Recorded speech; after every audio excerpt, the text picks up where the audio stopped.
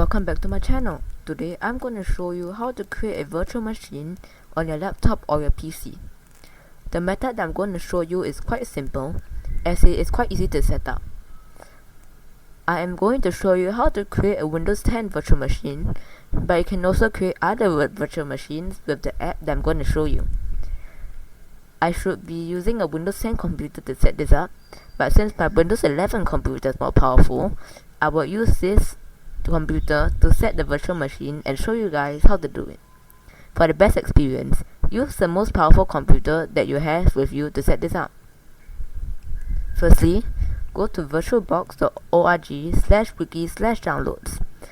The link will be placed in the description below. Click on Windows Host and the exe file should automatically download to your downloads folder. Click to open the file. There should be a pop-up asking you for the user account control. Click on Yes. Click on Next. Then, make sure you install the VirtualBox application, which should be set by default. Click on Next. Select all the checkboxes and click on Next again. Click on Yes and click on Install.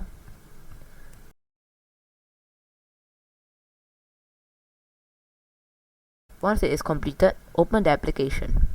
The app should look like this. Before you do anything else, go back to your web browser and search for the Windows 10 ISO file. The link will be in the description as well. Scroll down and you should see Windows 10 installation media. Click on Download to now.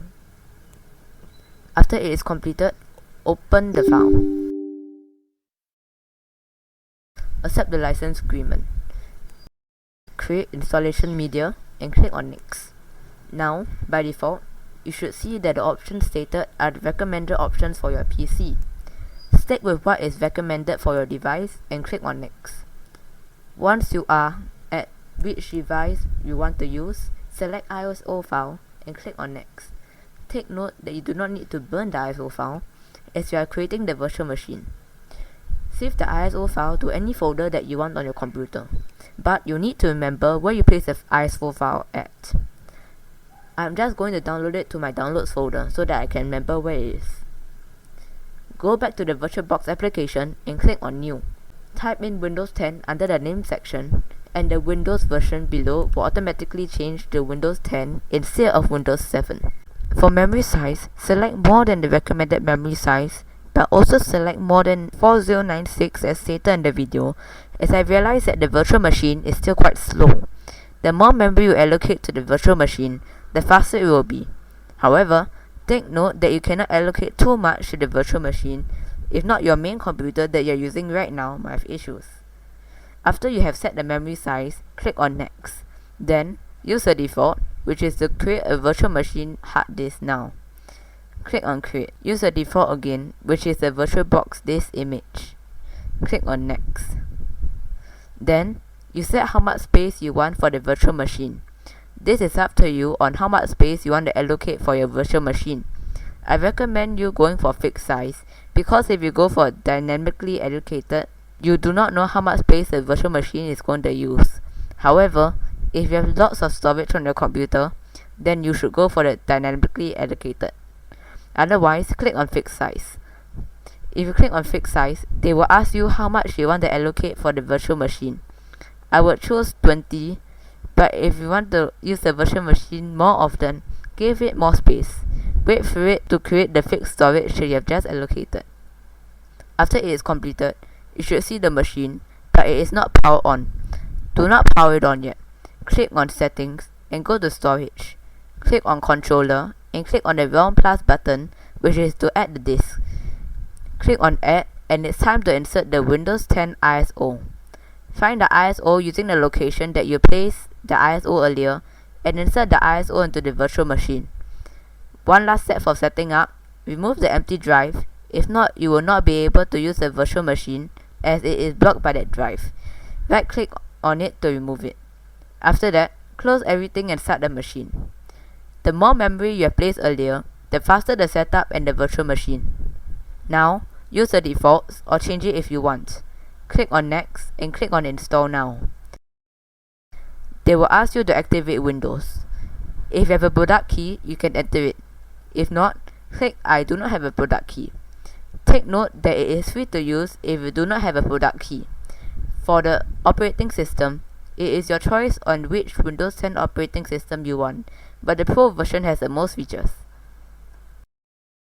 After that, click on Next. Accept the license agreement. Then, click on Custom Installation. Select the storage that you have allocated earlier and click on Next. Wait for it to install Windows. After Windows is installed, the virtual machine should restart and you should see the normal setup screen that you see for the first time setup. Search for your region and click on Yes on the bottom right.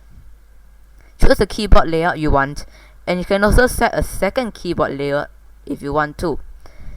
Set it up for personal use and click on Next.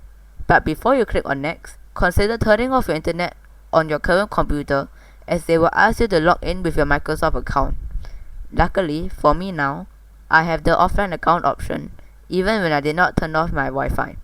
However, when I was setting this virtual machine up for the first time, I did not have the option as I forgot to turn off my internet. If I am not wrong, using Windows 10 Home or other operating systems would force you to sign in with your Microsoft account. Wait for everything to set up.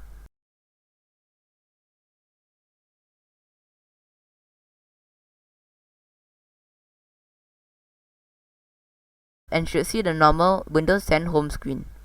Wait for everything to load, and under Networks, if you see this pop up, click on No. Clicking on Yes does not make much of a difference anyway. If you see the taskbar, the battery and internet connection all comes from your local computer. If your current computer has 100% battery, the virtual machine will also show 100% battery. If your computer is connected to the internet, your virtual machine will also be connected to the internet. If you turned your internet off earlier while setting up, you should turn your internet back on. If I click on the Ethernet icon, you should see that the Ethernet is connected through your local computer, and there should be no Wi-Fi networks available. However, if your computer is not connected to the internet, it would still say connected, but you're not able to surf the internet or the web on the virtual machine. On the virtual machine, you can do almost everything that you can do on your normal computer or PC. However, if you go to settings and scroll down, it will show that Windows is not activated, so there are some things that are restricted, but not much. If you click on Windows is not activated below, it will tell you that Windows did not find a product key for your device. But here are the things that are restricted if it's not activated. For example, if I go to personalization, everything in personalization is disabled, like background, lock screen, colors, etc. If you're going to follow this video, here is a tip for you if you're using the virtual machine. Scroll down to display and find display resolution. Since the screen on the virtual machine is a bit too small, you can easily expand the screen if you want to. If you want to power off the virtual machine, you can use the normal method, or you can just close the VirtualBox app and click on power off the machine, which is to shut it down, or you can save the machine state, which is to hibernate the machine. This is the end of the video. Thank you so much for watching to the end, and I'll see you in the next video.